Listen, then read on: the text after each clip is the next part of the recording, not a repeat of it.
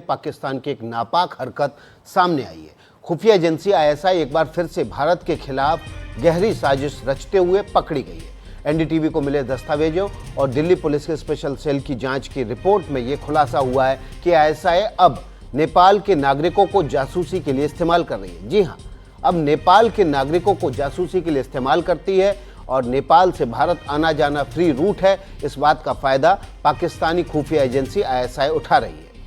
ये पूरा जासूसी नेटवर्क आईएसआई वेस्ट एशिया से नेपाल और फिर भारत तक चला रही है। इसके पुख्ता सबूत भारतीय एजेंसियों को मिले हैं और इसी पर अब हम विस्तार से खबर आपके सामने रखते हैं।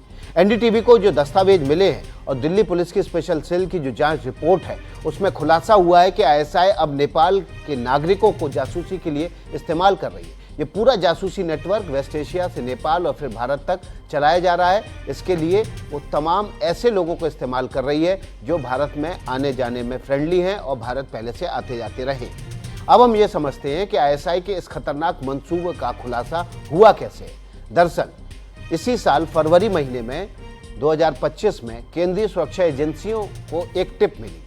उन्हें यह पता चला कि एक नेपाली नागरिक अंसारुल मियां अंसारी, जो कि भारत और नेपाल के बीच लगातार आता जाता है, वो कुछ खुफिया एजेंसियों की जासूसी करने में जुटा हुआ है और वो खुफिया एजेंसी आईएसआई है। इसके बाद अंसारुल अंसारी को गिरफ्तार किया गया, जो 2008 से आईएसआई के लिए लगातार काम कर रहा था।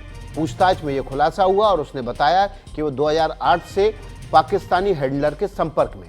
गिरफ्तारी के वक्त अंसारी के पास से भारतीय सेना की गोपनीय तैनाती योजनाएं और ट्रेनिंग के मैनुअल्स और कई सीक्रेट कॉन्फिडेंशियल दस्तावेज भी मिले हैं। पूछताछ में अंसारी ने खुलासा किया कि वो पाकिस्तानी हैंडलर यासिर के लगातार संपर्क में है, जो उसे व्हाट्सएप और कॉल के जरिए निर्देश देता है।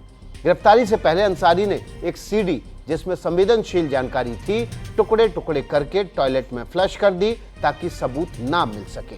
यानी कि अंसारी को बाकायदा ये भी ट्रेनिंग दी गई थी कि अगर वो पकड़ा जाता है तो ऐसी सूरत में उसको अपने बचाव के लिए किस तरह से सबूत नष्ट करने। लेकिन एजेंसियां बहुत चौकन्नी थी और उन्होंने कैसे इस नेटवर्क का खुलासा किया ये हम आपके सामने रखते हैं। दरअसल गुप्त सूचना के आधार पर 14 फरवरी 2025 की रात करीब 10 बजे दिल्ली के विश्वास नगर के पास एक ट्रैप लगाया गया। वहां पुलिस ने अंसारुल मियां अंसारी को धर दबोचा। उसके पास से लैपटॉप, प्रिंटर और सेना के गोपनीय दस्तावेज मिले। एक ब्रोशर मिला है जिस पर लिखा था fighting in built up area 1982 और ट्रेनिंग और डिप्लॉयमेंट के पेपर भी उसके पास से बरामद किए गए। स्पेशल सेल के जाल में अंसारुल मियां अंसारी फंस गया और उसके पास से जो तमाम सबूत मिले उसके आधार पर स्पेशल सेल ने जांच शुरू की। इसमें तमाम दूसरी एजेंसियां भी शामिल हुई और उसके बाद एक एक करके इस पूरी जासूसी नेटवर्क के तार खुलते चले। पुलिस की जांच में कुछ चौंकाने वाले खुलासे भी हुए। पूछताछ में अंसारी ने बताया कि वो नेपाल के रास्ते भारत आता था और यहाँ पाकिस्तानी हैंडलर यासिर से मुलाकात करता था। वो भारत से गोपनीय सैन्य दस्तावेज इकट्ठा करता था और उन्हें आईएसआई तक पहुँचाता था। इसके लिए बाकायदा वो नेपाल से वेस्ट एशिया जाता था और वहाँ से पाकिस्तानी एजेंट को वो ये आईएसआई को सौंप देता था। उसने ये भी स्वीकार किया कि उसे इस काम के लिए पैसे मिलते थे और वो इस बात को भी जानता था कि नेपाल के मित्र देश भारत के खिलाफ इनका इस्तेमाल हो रहा है। जांच में झारखंड के रांची निवासी अखलाक आजम का नाम भी सामने आया है। असरुल अंसारी ने यह भी बताया कि इस नेटवर्क में वो इनकी मदद करता था, यानी कि अखलाक आजम जो कि रांची में रहता था वो इनकी मदद करता था। अंसारी के पास से एक मोबाइल फ़ोन भी जब्त किया गया है जिसकी जांच चल रही है और इस मामले में और भी कई सबूत मिलने की अभी संभावना है। मुकेश सिंह सेंगर हमारे सहयोगी इस खबर पर ज़्यादा जानकारी के साथ जुड़ गए हैं। मुकेश, एक बहुत बड़ा खुलासा हुआ है। भारत के खिलाफ पाकिस्तान की आईएसआई लगातार अभी भी साजिशें रच रही है और इसमें मित्र देश नेपाल के नागरिकों का इस्तेमाल करना शुरू कर दिया है।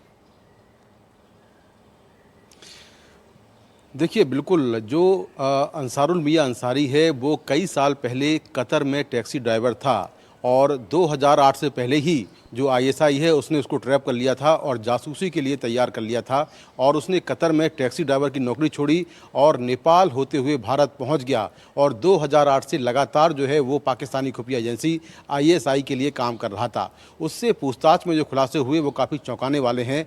ये जानकारी निकलकर सामने आई कि जो ट्रेडिशनल तरीका है जासूसी का, जो आमतौर पर पाकिस्तानी खुफिया एजेंसी आईएसआई करती आई है कि वो भारत के नागरिकों को इसके लिए तैयार करती थी या फिर जो पाकिस्तानी नागरिक हैं उनको भेजती थी, दोनों ही बातों में खतरा हो रहा था क्योंकि भारत में जो भारतीय नागरिक हैं वो पकड़े जा रहे थे और दूसरा जो पाकिस्तान के जासूस हैं उनके पकड़े जाने के बाद सीधे तौर पर पाकिस्तान का नाम आ रहा था। इसीलिए उसने ट्रेडिशनल तरीका अपनाने की बजाय अब ये नया तरीका अपनाया है जिसमें पश्चिमी एशिया से लेकर नेपाल तक उसने अपना जासूसी नेटवर्क मजबूत किया है और जो नेपाल के नागरिक हैं उनको खास तौर पर जो पाकिस्तानी खुफिया एजेंसी है आईएसआई वो टारगेट कर रही है और लगातार ऐसे कई नागरिक हैं जिनको वो नेपाल से भारत भेज रही है ताकि अगर ये पकड़े भी जाएं तो सीधे तौर पर नेपाल का नाम सामने आए, नेपाल की जिम्मेदारी तय हो, पाकिस्तान की कोई भूमिका उस तरह से सामने ना पाए सीधे तौर पर। इसीलिए जो अंसारुल मियां अंसारी है जब उसे गिरफ्तार किया गया तो उसने बताया कि आईएसआई ने उसको ट्रैप किया था और उसके साथ में भारत में 2 और लोग उसके संपर्क में थे जिसमें एक दिल्ली का पिंटू है और दूसरा अखलाक झारखंड का है जो उसको लॉजिस्टिक सपोर्ट मुहैया करा रहे थे। तो इस तरह से इस पूरी जासूसी नेटवर्क का भंडाफोड़ हुआ है और जो सुरक्षा एजेंसियां हैं अब वो चौकन्ना हो गई हैं। खासतौर से नेपाल से जो लोग आ रहे हैं बॉर्डर पर उन पर विशेष निगरानी की जा रही है कि कहीं इसमें कोई पाकिस्तानी जासूस शामिल ना हो। तो सुरक्षा एजेंसियां हाई अलर्ट पर हैं और जिस तरह से ये पूरा खुलासा हुआ है उसके बाद विशेष सावधानी नेपाल बॉर्डर पर बरती जा रही है। बिल्कुल मुकेश, इस खबर पर जो अपडेट आपने दिया, ये दिल्ली से जो पिंटू नाम का शख्स पकड़ा गया है इसके पास से कोई बरामदगी हुई है? किस तरह से ये पाकिस्तानी हैंडलर के संपर्क में था, किस इलाके में रहता था, कोई जानकारी मिल पा रही है?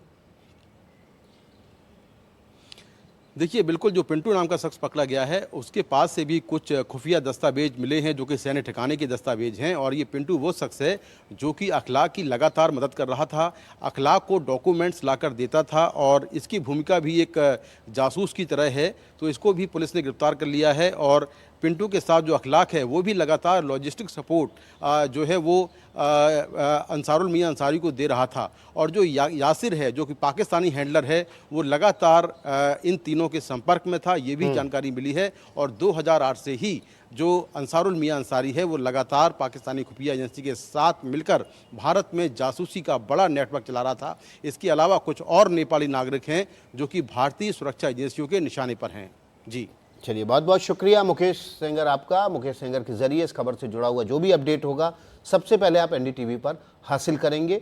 और पाकिस्तानी जासूसों की जो हरकत है वो लगातार पिछले कुछ महीनों से, जब से भारत और पाकिस्तान के बीच ऑपरेशन सिंदूर हुआ, लगातार पकड़े जा रहे हैं और उसी सिलसिले में ये अंसारुल मियां पर भी जो है खुफिया एजेंसियों की नज़र थी जिसके बाद ये पकड़ा गया।